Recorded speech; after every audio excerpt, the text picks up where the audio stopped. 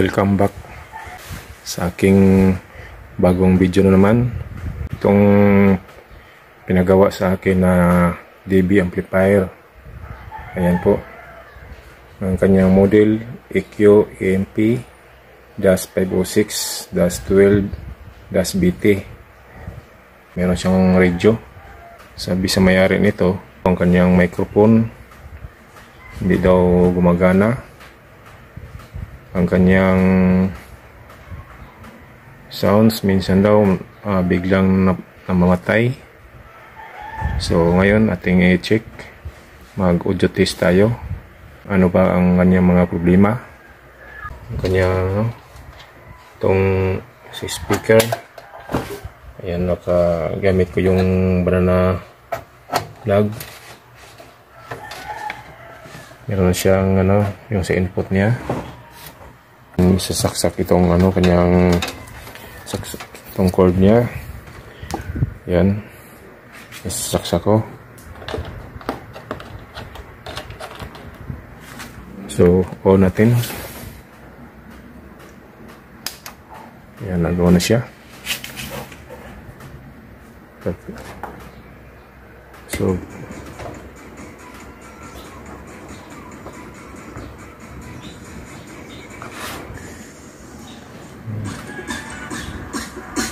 ayan po.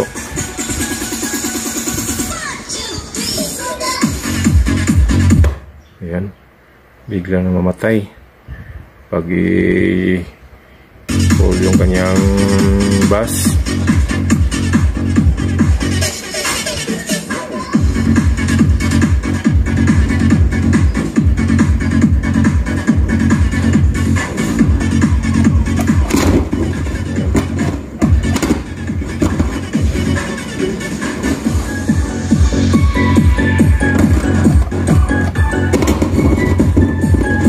Problema itong kanyang itong push button niya na para sa EQ selector.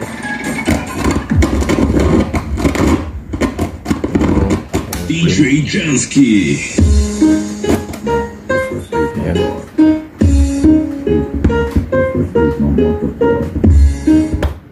Ayan, mamamatay siya pag i-pull ng kanyang bass. Yan, mamamatay.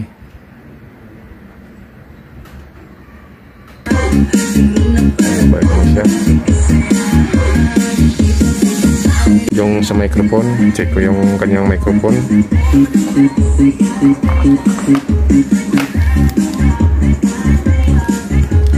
Ito yung kanyang saksakan.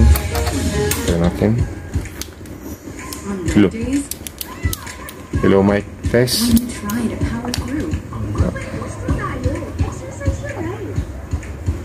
Kabila.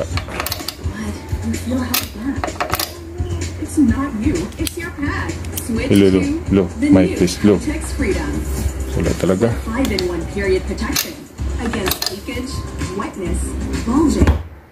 Yan, mamatay.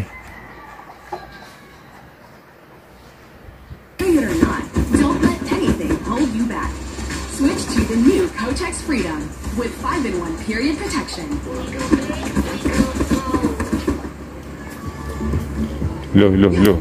Hello, mic test. Wala talaga. So ating buksan guys. Check natin sa loob kung anong kanyang mga problema na parts. Itong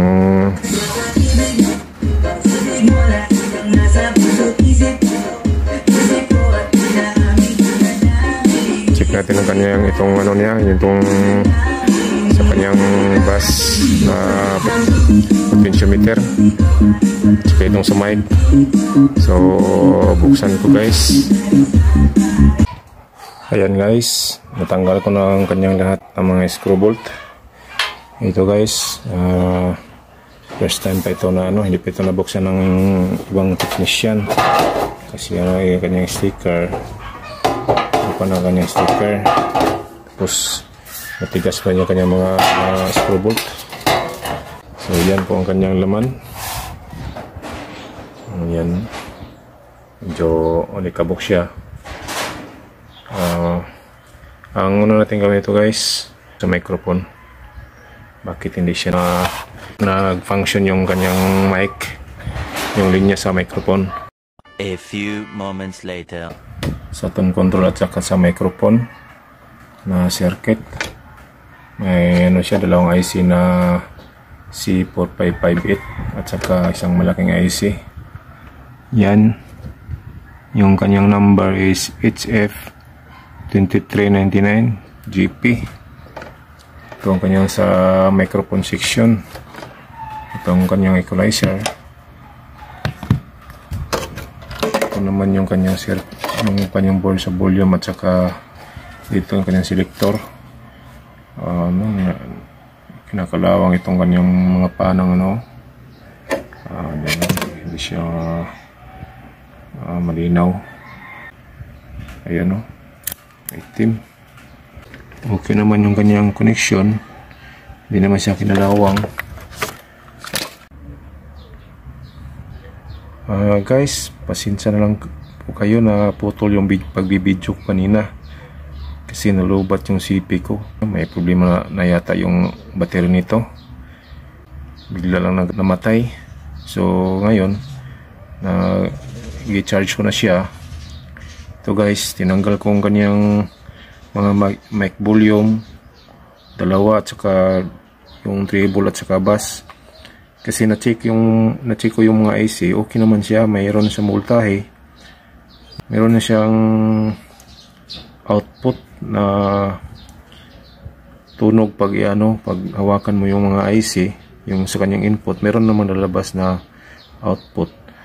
Tsaka itong guys, na-check ko yung treble at saka bass. Pag-test ko sa multitester, may problema siya.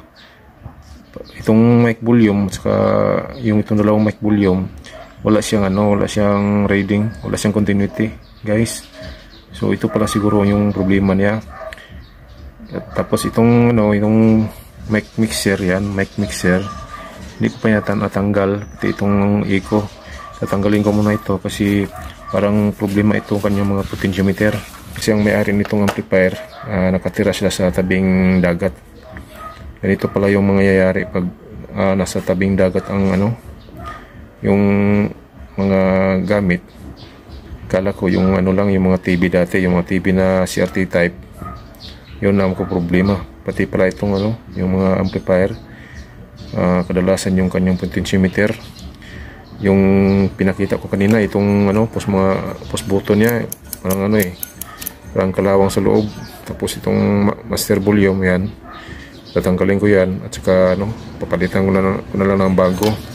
So ngayon guys, tanggalin ko muna itong mic mixer at saka itong echo at saka itong balance.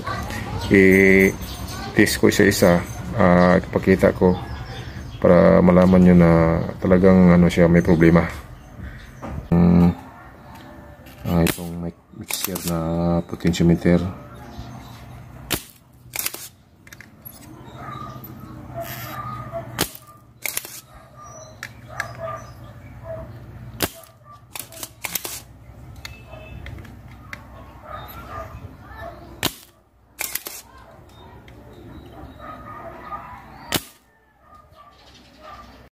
A few moments later.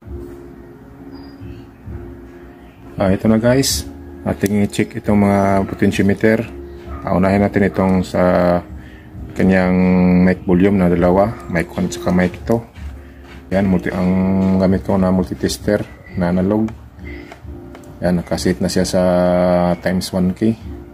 So ating i-check. Unahin natin itong sa gitna at saka itong bandang kaliwa. So yan,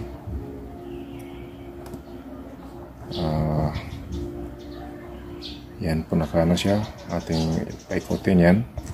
So wala siya talaga guys. Yan, hindi gumagalaw yung printer. Yan, ikutin natin. Yan, siya gumagalaw. Dito tayo banda sa kabila. Yan. So ito yung sa mic volume na ang value niya is 10K. So ating i-test natin. Yan, ano natin yung printer sa 0. So yan, i-check. Yan, ikutin natin. Yan, wala siya. Kabila. Yan, wala pa rin. So itabi natin. Yung isa naman na 10K. Ito sa ano ito guys, 20K. Itong 20K, ito yung sa so check natin kung okay ba siya. Ayan, wala pa rin. Ayan, hindi sa ano. Ayan, okay naman siya. Short natin yung test probe. Ayan, hindi siya. Ayan, ayan, hindi gumagalaw. So ito naman isa.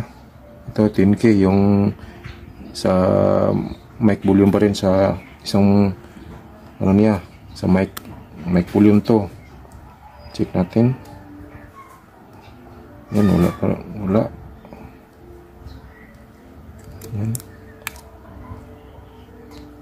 Yan, kita nyo. Yan, nakita nyo guys, wala talaga siya. Yan. So tabi natin. Itong isa, itong 100K, ito yung ano, sa 100K na ito, mono. Ito yung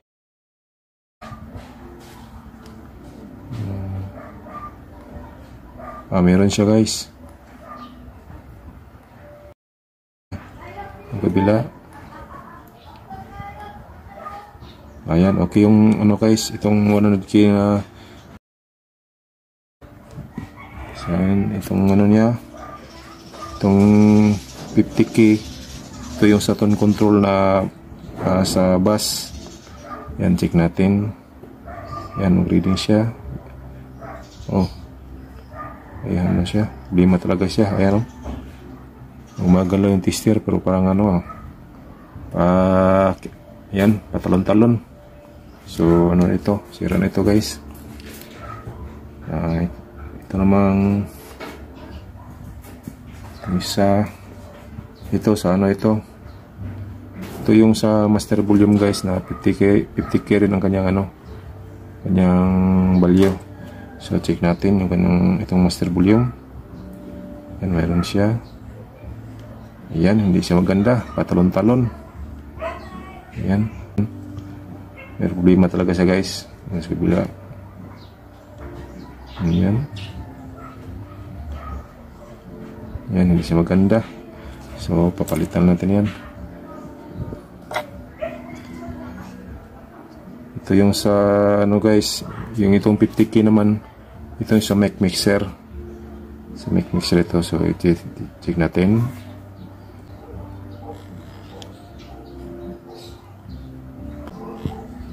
Parang hindi siya maganda pa rin, patalon-talon yan. Yan o. Yan. So hindi talaga maganda siya. Kikirin siya. So itong isa, ito yung sa treble na 50K. Nilagyan ko ng yung lubricant na ano, yan o, may oil siya. Yung try ko kung na-okay na ba siya, kasi patalon-talon pa rin siya. Ayan, hindi siya maganda talaga yan o. Yan o. Yan, hindi siya maganda yung kanyang galaw. Yan. So nakita nyo guys, hindi siya maganda guys. So ating papalitan na ito ng bago. May bago ako dito na potentiometer guys. Itong ano, ayan o, yung binili ko na bago. Yan, bago ito, 50K. So ating iti-test siya para ma-compare natin yung sa mga luma. Yan. So test natin. Yan, 50K yan siya, naka-reading na 50K. Tingnan nyo. Yan ang good guys na potentiometer. Hindi siya patalon-talon. Yan. Kasi pag patalon-talon, minsan ano siya, parang garagal yung mayroon siyang problema talaga. May ano siya sa tunog, kanyang tunog. Yan o. Yan. Yan ang ano guys, nakita nyo, yan ang okay na potentiometer, kanyang reading. Yan ang kanyang galaw sa pointer ng multitester. Yan, para hindi siya patalon-talon. So yan guys, papalitan ko muna itong mga potentiometer. Bili muna ako ng bali 7 piraso na potentiometer. Yung okay lang dyan, ano lang yung potentiometer, yun lang ang okay. Ayan, meron na siyang itong kanyang, yan po, sa tone control. Ang hindi napalitan dyan, yung balance lang na 100k ang kanyang value. Ayan, ang pinalit ko lang itong sa tawag nito, itong sa Eco, hindi ko na palitan ng bago. Meron akong savings na okay pa naman siya. So ito lang yung pinalit ko. Saka itong sa kanyang master volume, yan, napalitan ko ng bago na 50k. Pati itong ano niya, yan po. So ating itis ang kanyang microphone. Ito, isasaksak ko yung kanyang microphone.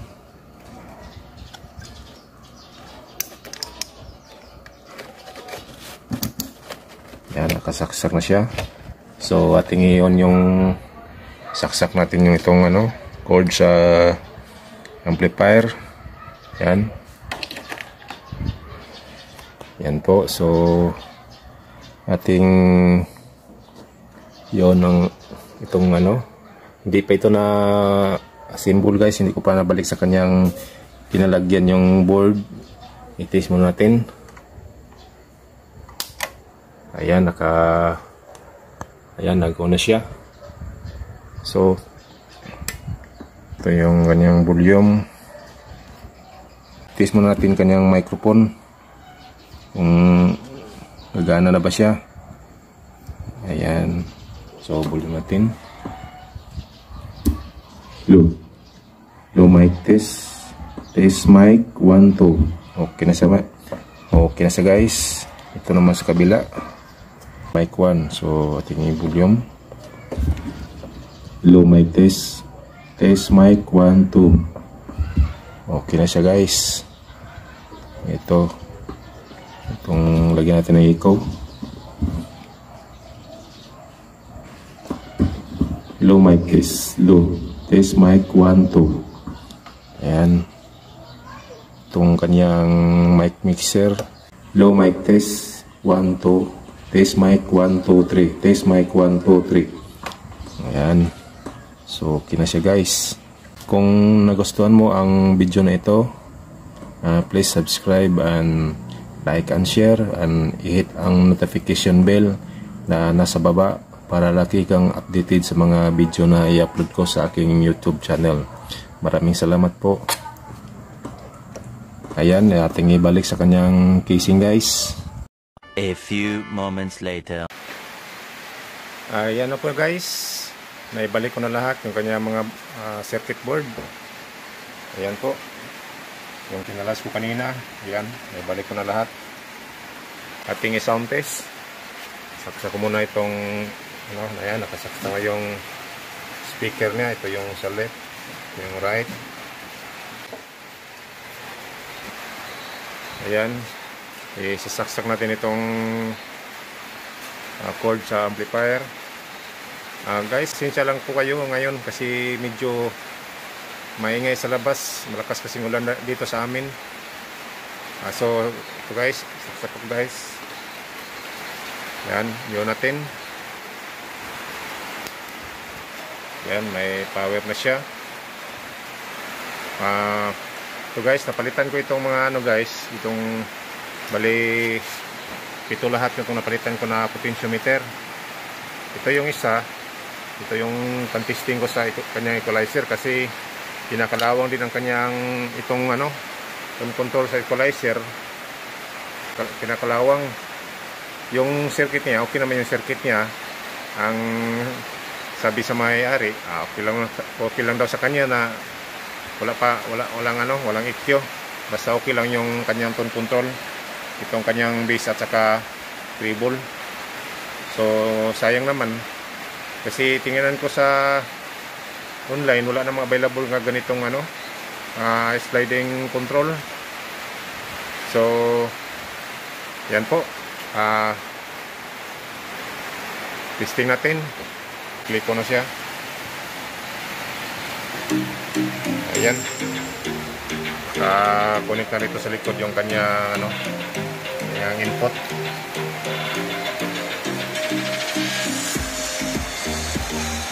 Ito yung kanyang base. Yan. Hindi na siya namamatay. Yan. Ito yung kanyang gray ball. Yan. Okay naman yung kanyang mic. Okay na yung kanyang mic, guys. Ito yung napalitan. Itong balance lang yung napalitan ng ng pisa. Dito napalitan. Itong anim napalitan ito at saka itong isang master volume. So yan po guys, yan talaga ang problema guys pag yung may-ari nito nakatira tabi ng dagat. Korosyon ng kanyang yung mga ibang parts sa kanyang amplifier. So yan guys, salamat po sa panonood ng aking video. Kung ikaw ay bago pa lang nanonood sa aking video at hindi nakapag-subscribe, please subscribe. And salamat po. God bless. Stay safe always.